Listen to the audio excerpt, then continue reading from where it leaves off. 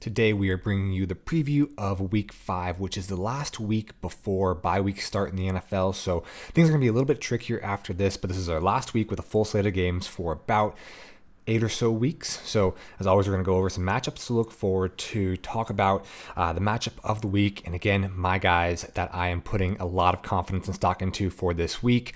As always, like the video, share with your friends, subscribe, that little button right there, and cue the intro.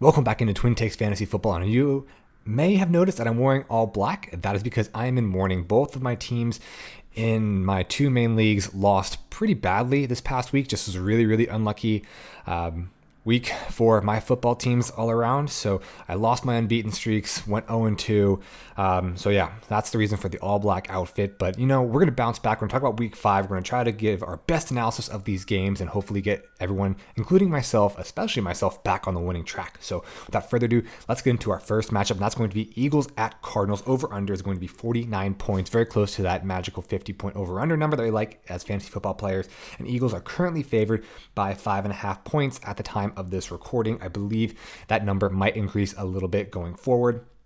This leaves us with projected point totals for Arizona at 22, and Philadelphia is projected for a total of 27 points. Now, listen, the Eagles are the last undefeated team in the NFL. What Nick Sirianni and Jalen Hurts are doing in that offense is just absolutely incredible, putting up, I believe, the most yards of any NFL team currently, or at least top 5 in the NFL.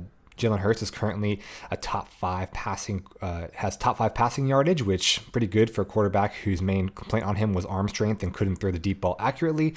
So, again, they're a team that between the quarterback play, between all their offensive weapons, and between their undefeated record right now, they're going to be on this list a lot just because we want to be in those matchups that are very high scoring. And they do have one of the most explosive offenses in the league. And guess what? On the other side of the ball, it's one of the worst defenses in the league in the Arizona Cardinals. We've seen teams torch them repeatedly for tons of fantasy points.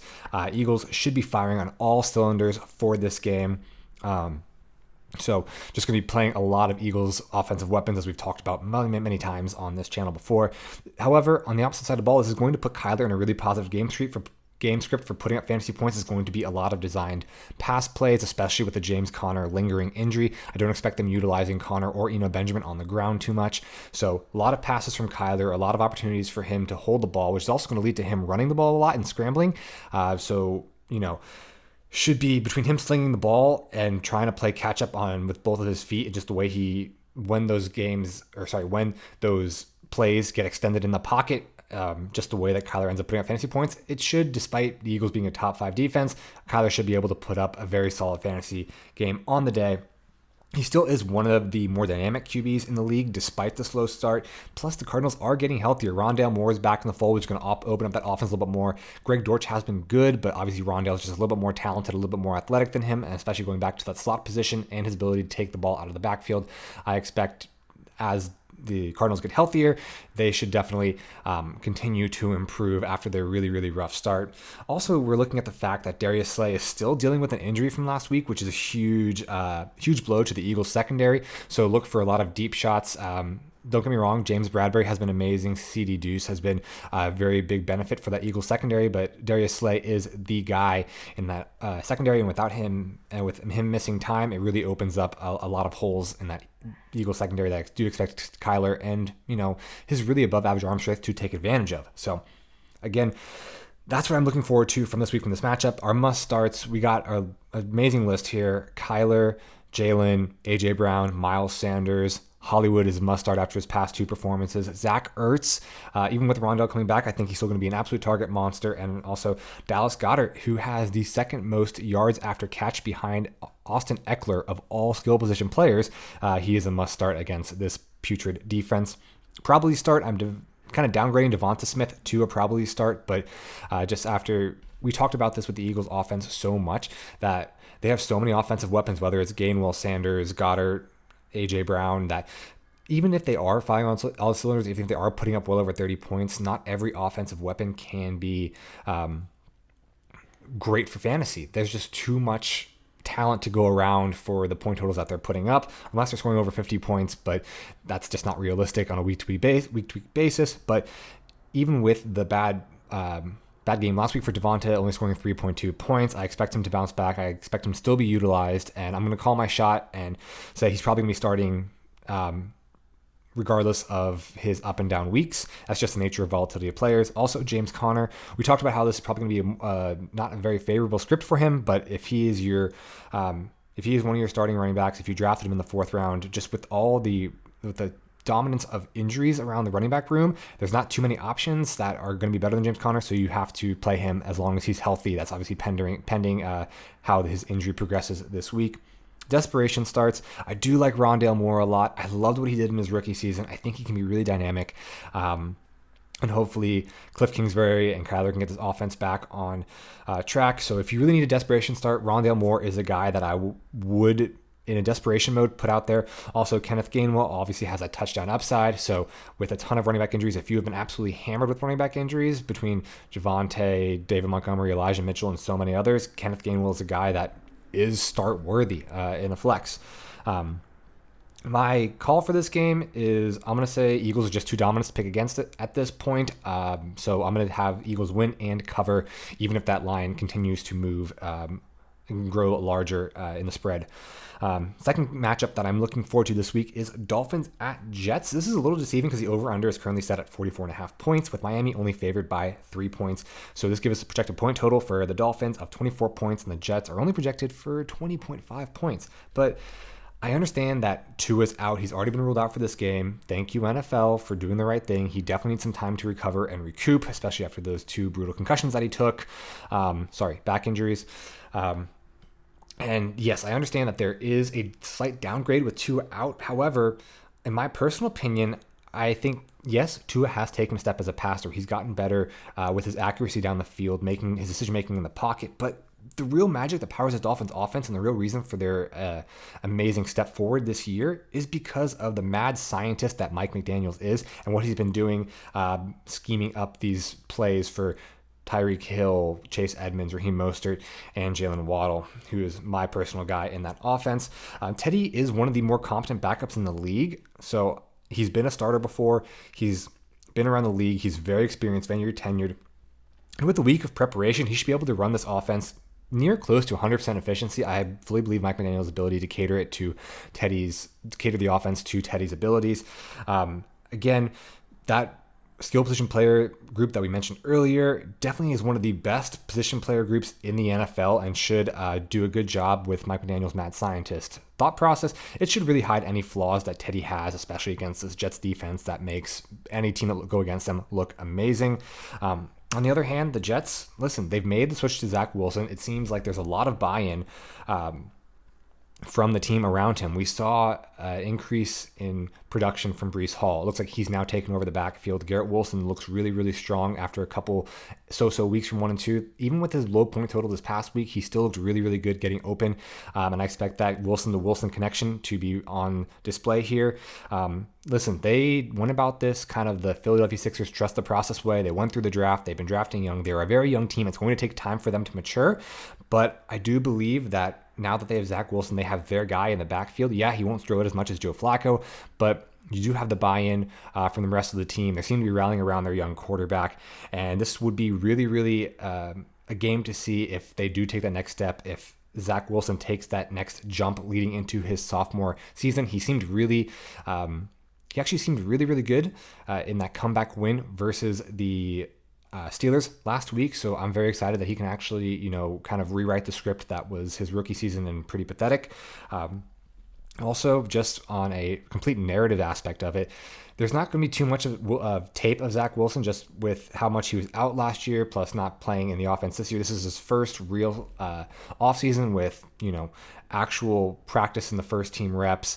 He had a ton of time to get acquainted with his weapons. And so this is like what we talked about with Joe Burrow. He had such a great success just because there wasn't that much tape on him. The teams weren't able to study how he threw the ball, his decision making, what his tendencies are in the pocket. So that's where we get that little beginner's luck aspect to a lot of these NFL players. These guys who have these these big breakout rookie years just because there's no tape on them, and there's still really limited tape on Zach Wilson. So there's not too much to study from the Dolphins going forward. The defense looked pretty bad against the Bengals last week, and so I think that's kind of all from a narrative aspect really positive for the Jets. And plus this division matchup, like those are always going to be fun games to watch, always that extra bit of competitiveness that's going into them.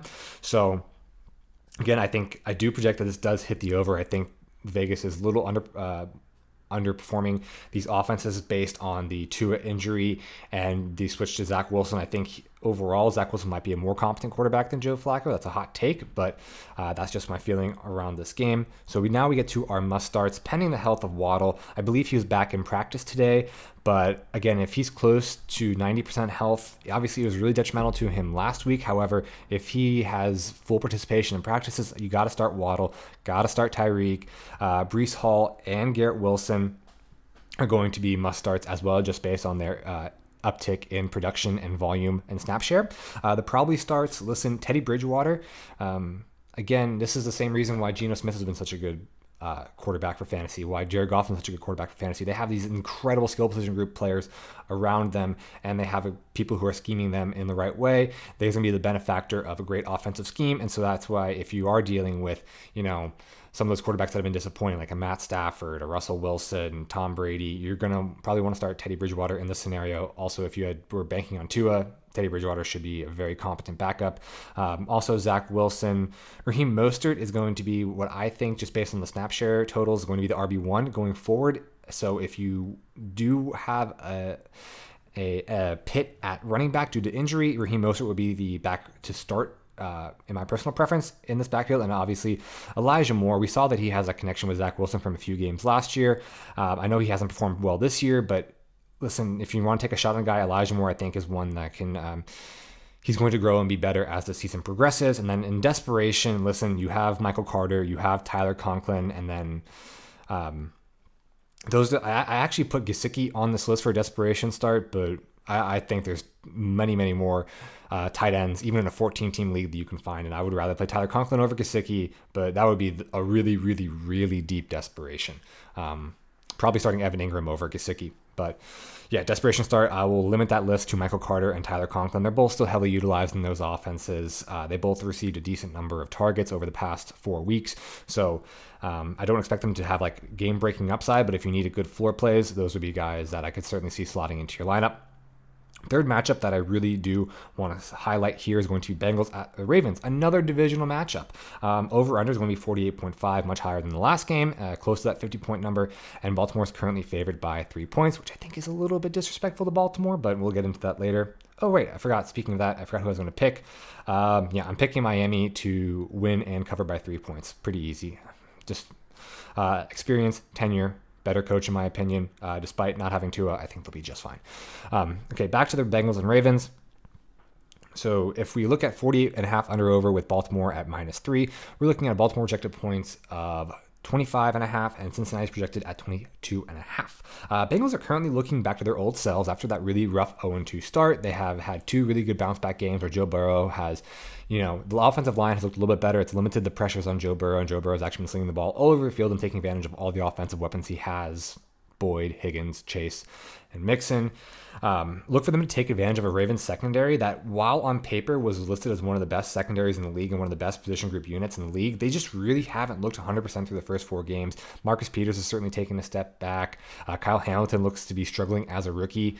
They're just not the dominant defensive unit that we've seen. Obviously, look against the comeback the Bills led last week. We look at the Dolphins' ferocious fourth quarter comeback. It's actually a plus matchup for opposing wide receivers.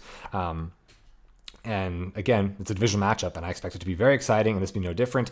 If we look a little bit last year in 2021, the Bengals put up 40 points on the Ravens both times they played them, and especially in the second game of the season, the Ravens prior to their matchup had made some pretty derogatory comments towards the Bengals and Joe Burrow. Burrow took that very personally and threw for over 500 yards just to stick to them, and I have a feeling that there's still no love lost between those two teams. I feel like there's still a little bit of hate that's bleeding over from that altercation last year, so I expect the Bengals to continue to want to run them up on their division rivals. For the Ravens, again, they are still one of the most dynamic offenses in the league. Last week, we talked about this in the recap. It was a crazy weather game. It really impacted ball handling, ball control, accuracy down the field. Just there's a lot of exterior factors that really threw this Ravens team for a loop. So again, I'm going to throw out that performance. I'm still going to believe in the Ravens that we saw in the first 3 weeks, and I expect their play to only get better with J.K. Dobbins now no longer limited in a snap restriction and back in the fold to help really improve that run game. Bengals good, defense is good, but again, not enough to stop what I think is one of the most offensive juggernauts in the league. And obviously Lamar is one of the MVP frontrunners right now. He's just absolutely tearing up the NFL in any defense that comes his way. We had questions against a good New England defense, a good Dolphins defense, and you saw what he was able to do to both of them. And speaking of last year, I bet the Ravens do remember how the Bengals came into their own house in the second game of the year, put up over 45 points on them, and absolutely trashed them on social media afterwards. I'm pretty sure they want a little payback from that game as well, so expect the Ravens and John Harbaugh to scheme up some plays, and I don't think they're going to take it easy on these Bengals whatsoever. So now we get into our must starts. Obviously, Lamar, MVP frontrunner, you're definitely starting him. Dobbins, after his performance last week, you got to start him, especially the way that the running back landscape has kind of patterned out with all those injuries. He has a ton of upside on the ground, and especially with kind of that lack, especially with Bateman's injury and the lack of receiving options, Dobbins should be utilized heavily in this game. Mark Andrews is their best receiving option. On the Bengals side, the must-starts are Burrow, Higgins, Mixon, and Chase. Those are like the main 4 guys that you have to start week in and week out just based on draft capital alone. You're probably going to start Devin Duvernay, especially if Rashad Bateman is out. Even if Rashad Bateman does play, I expect him with that hamstring injury to be on a limited snap count. So Hayden Hurst should be a guy that you're playing. Rashad Bateman, if he is playing, it just all depends on health. So keep a watch on how often he plays, how his participation is in practice, and if he's good, if he looks good, if he's fully healthy, then play him. If he looks like 50% and only does limited practices, I would just stick with Devin Duvernay. Desperation starts, obviously Tyler Boyd. We saw him have a really good week in week 2.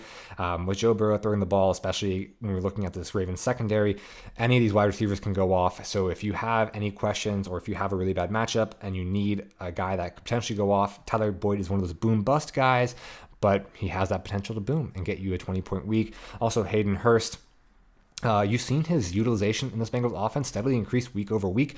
So as far as a kind of a sleeper tight end or a tight end that you need to stream based on if you're a Kyle Pitts manager who's completely lost faith, Hayden Hurst is definitely a guy I think if you're in that desperation stage, you can start.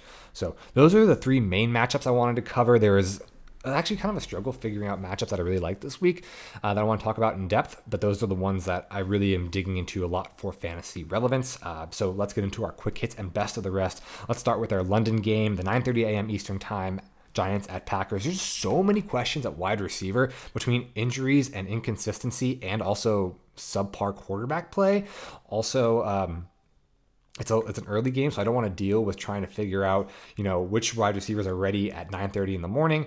So I'm only playing the RBs in this matchup, whether it's Dillon, Jones, and Barkley. And by Jones, I mean Aaron Jones, not Daniel Jones, even though he looked like the best running back in the Giants offense last week.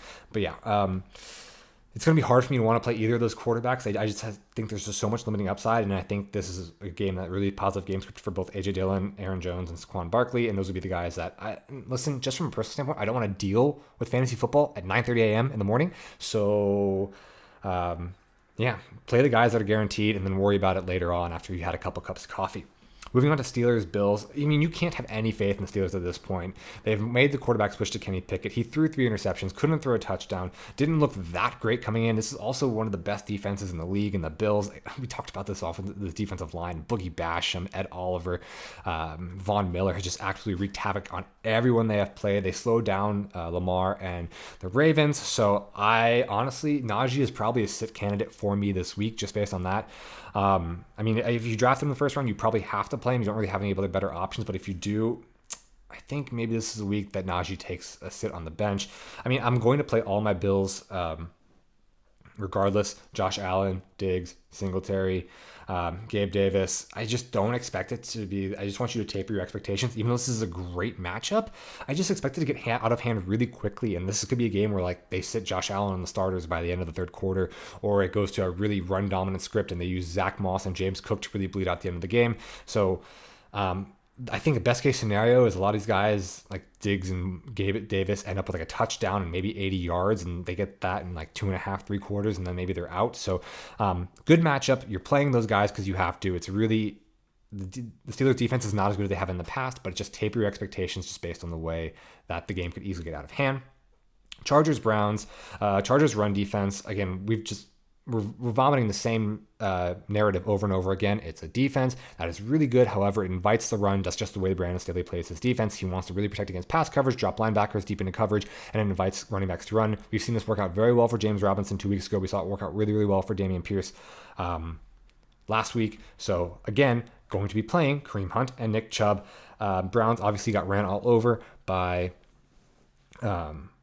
the Falcons last week and Caleb Huntley and Tyler Algier, which makes Eckler an amazing option for this week and should keep up his amazing fantasy dominance from last week. We're going to group the next two, Lions, Patriots, and Seahawks, Saints, because basically the Lions and the Seahawks are the same team at this point. Dominant offensive weapons, passable quarterback that's managing the offense well, scoring top 10 points, but also two of the worst defenses in the league. So they're just two of the best teams for fantasy. You want to play their starters, and you want to play against them. They're also both going up in two below average teams. Both the Saints and the Patriots are 1-3. And again, just the game script that we talked about should be high scoring. They should both hit the over. And you always got to play your they're going to allow enough points. I don't have any confidence with the Saints and the Patriots, just with their diversity of weapons, who's going to score. But you know that with how bad the defenses on the Seahawks and the Lions both are, you know they will allow points. And that's just going to mean, play your Seahawks assets, play your Lions assets, as they should, need to score to be able to win the games. Because of the whole Kamara situation last week, this week he's playing an even worse defense in the Seahawks. And this would be the panic game. If Kamara can't get anything, if he's healthy and he can't get anything going against the Seahawks, that's the reason to panic for Kamara and probably the Saints as a whole. Moving on, Falcons, Bucks. I'm just sitting all Falcons. I love Drake London on this channel. We've been talking about him forever, but Mariota only completed 7 passes last week, and that's just not a recipe for fantasy success, especially against a defense that is as vaulted as the Bucks. I expect this game to get ahead of hand pretty quickly. I'm just sitting them. I don't want to take that risk. There should be better options at the waiver wire, especially with no bye weeks this week. Texans, Jaguars should be a bounce back game for the Jags. Robinson and Etienne should be really good plays, especially with how decimated the running backs position is all over fantasy right now. Cooks and Pierce are good assets from the Texans side, as both have our horrible defenses. So these are going to be plus matchups, and I would be playing, if you have, let's say, Cooks versus Jaguars versus London at the Bucks. London might be the more talented player. However, I'm going to go with the opportunity and the better matchup against the Jags. So I'll be playing Cooks over Falcons over London. That's just an example of how I would handle a situation like that. Last game we want to touch on is Cowboys-Rams. Cowboys, frankly, should win this game with how bad the Rams looked. Cowboys' defense has been surprisingly really good. They only give 171 pass yards per game, and Stafford has been absolutely horrible. I think he's like the quarterback 27 on the year so far for fantasy. I may only really feel comfortable starting Cooper Kupp from the side of the ball. I don't know if I can really feel confident starting either Akers or Henderson, and then I definitely don't want to start Stafford with his propensity to throw picks and Trayvon Diggs on the other side of the ball. On the contrary, the Rams defense is slowly falling apart. They have the stars and scrub strategy that worked really, really well, but Ramsey just hasn't looked like his true self, and the scrubs aren't, filling in the extra room that's needed to make this a competent defense. Obviously, Aaron Donald is amazing up front, but again, there's just been regression all over this defense. I expect CD to get in the end zone a third straight week in a row, and despite a bad matchup against a good Rams defense, I think the stats actually point a different story, and Cowboys should win this game and should be good for fantasy this week. So now we're going to talk about our matchup of the week. Ladies and gentlemen, let's get ready to rumble! All right, so for this week's matchup, we got to wait all the way until Monday night. It's going to be the Raiders at the Chiefs. The over-under is set at 51.5, which is the highest over-under on the week, and Chiefs are favored -7, and I don't think that's actually an exaggeration. So with this over-under and line currently set, it gives us a projection of Las Vegas at 22.5, and Kansas City is currently projected to score 29 points, almost 30 points. Very, very juicy for fantasy. So again, with this matchup, we're trying to recapture some of the AFC West magic that was anticipated prior to the start of the season. Kansas City really hasn't seemed to have lost too much of a step with Tyreek's departure. Mahomes actually looks better than he has in previous years. They have employed that Moneyball strategy of replacing Tyreek on the aggregate, bringing in Juju, MVS, drafting Sky Moore, despite Sky Moore not even actually being really relevant in the offense so far. But Juju actually looked really, really good last game. Kelsey is still the main workhorse in that offense, and Clyde Edwards-Helaire has really, really come into his own this year. It only took him 3 years, but he actually looks really, really dominant. And I'm actually opposite. Most fantasy people are going to tell you to sell high on Clyde. I think that if someone wants to sell Clyde, buy him. I think he will be a top 10 fantasy running back by the time it's all said and done. Again, we've talked historically, vacated targets tend to go to the running back, and Clyde Edwards-Helaire has been a massive beneficiary of Tyreek's departure. If someone is trying to sell high on him, I mean, depends. As long as the price is right, I would be willing to give up quite a bit for Clyde Edwards-Helaire. I think this is not a fluke. I don't think this is a bogus start to the season. I think this is something that's going to be sustainable production going into the rest of the year. Also, the Las Vegas defense is ripe for the pickings and as a bottom 10 unit. So, Kelsey, Clyde, Juju are all really good options this week. And then on the other side of the ball, Raiders finally got their first win of the week. So, this hopefully is a sign of a turnaround for the team. Maybe Josh McDaniels has finally figured out how he wants to run this organization as a head coach. Josh Jacobs finally got a lot of utilization in this offense. And Devontae Adams is still one of the top 3 wide receivers in this league. And they're not lacking in offensive weapons, and I think they can utilize them correctly. I think they should be able to put up points and actually keep pace with the Kansas City Chiefs, despite how, and especially from the standpoint that, Kansas City is going to put up points, and the way to at least stay in the game is going to be for Derek Carr to sling the ball all over the field. We know from previous history, just on a narrative basis, who is it? Not Jack Del Rio, whoever the GM is for the Raiders has always said they build their team to take on the Kansas City Chiefs. They've always played the Chiefs tough, and they've always been high scoring and really, really competitive games. So that's what I'm looking forward to in this one, just from a completely narrative perspective and what we've seen from history in the past. So must starts here, obviously Mahomes, Clyde, Kelsey, Adams, Jacobs, and Waller has got to be a must start. He always really plays well against this Kansas City defense.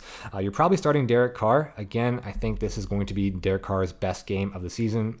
It's prime time. They always play well against the Chiefs. And just the way, if we got to pick a wide receiver from the Kansas City side, we're looking at Juju. He was the one that kind of elevated himself last week over MVS, Mecole Hardman. And then in the desperation, depending on Hunter Renfro's health, you can definitely play Hunter Renfro. And Mecole Hardman looked to be the second best wide receiver. MVS is going to be a very boomer bust kind of guy, and I don't really like to wait on the boomer bust guys on Monday night. So if you are desperation, Mecole Hardman would be the wide receiver I would turn to on the Kansas City offense.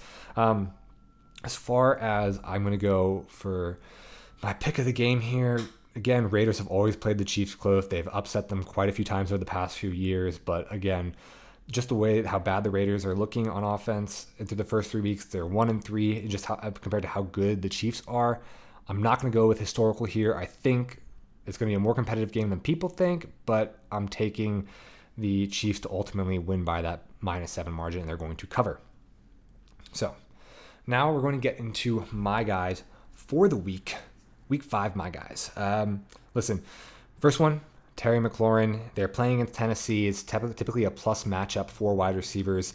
Caleb Farley has been absolutely horrible in pass coverage this season. I think he ranks in bottom 5. Also, with Jahan Dotson's injury, he should be out for 1 to 2 weeks, opening up a lot more opportunities for Terry McLaurin in this offense. Again, Antonio Gibson's utilization might be slowing down, especially not going to rely heavily on the run game with Jeffrey Simmons and that defensive line in Tennessee. So I expect Terry McLaurin to have his breakout game of the season and should be really, really good. Number 2, I'm going to lean into that London game, A.J. Dillon. It's been a couple disappointing weeks for A.J. Dillon, but he is a guy that I think can really take advantage of this New York Giants defensive line. It's not that good. Kayvon Thibodeau hasn't really been what he was expected to, but he's still a rookie, so he's still learning and developing. They have injuries along that defensive line, so I expect both Aaron Jones and A.J. Dillon to feast. Aaron Jones is a no-brainer based on his Week 2 performance, but with A.J. Dillon, might have a little bit more of a sick feeling starting him, but I'm going to give you the confidence to start A.J. Dillon this week. Number 3, I'm predicting another breakout after a few abysmal weeks to start the season. That's going to be Travis Etienne versus Houston. We saw what a pass-catching back in Austin Eckler could do against Houston last week, and I think Travis Etienne should finally really come into his own. His target share is there. His snap share is there, despite James Robinson solely being the number one running back in this offense, I believe the pass catching utilization of Travis Etienne really, really matches up well against this Houston defense, and look for Trevor Lawrence to target Travis early and often in this matchup. And especially if they start winning, they should obviously run out the clock with Travis Etienne and James Robinson. So he should be, finally, this is the week where you start Travis Etienne. Number 4, going with the quarterback, my first quarterback, my guy is going to be Derek Carr. You got to have balls of steel to start this guy after his first 4 performances. But again, it's a game where Derek Carr's always played really well against Kansas City. It's a divisional matchup.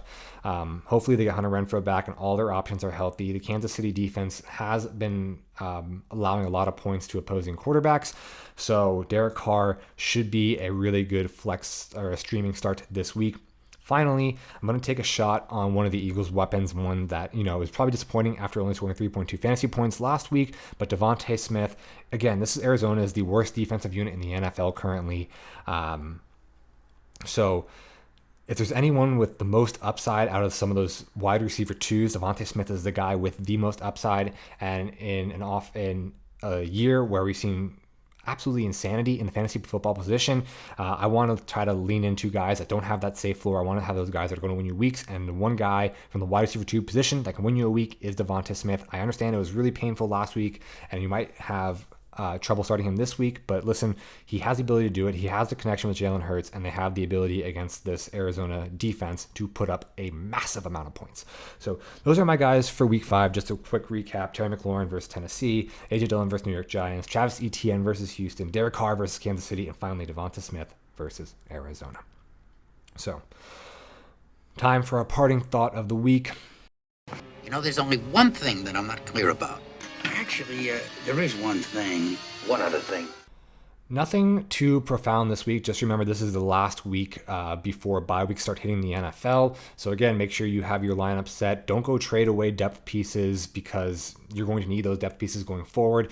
Some people have probably been in a position where I don't know who to start because I have too many good players on the roster. So I'm just going to try to combine them into one better player. Listen, those are the pieces that are going to get you through these middle 8 weeks. So obviously you want to plan for bye weeks, plan to make sure that you have decent options that you can start week in and week out. And again, not just bye weeks, but injuries are surely going to pop up around the NFL as we saw with week 4. So making sure that you have that depth on your roster should certainly be something you should be addressing going forward.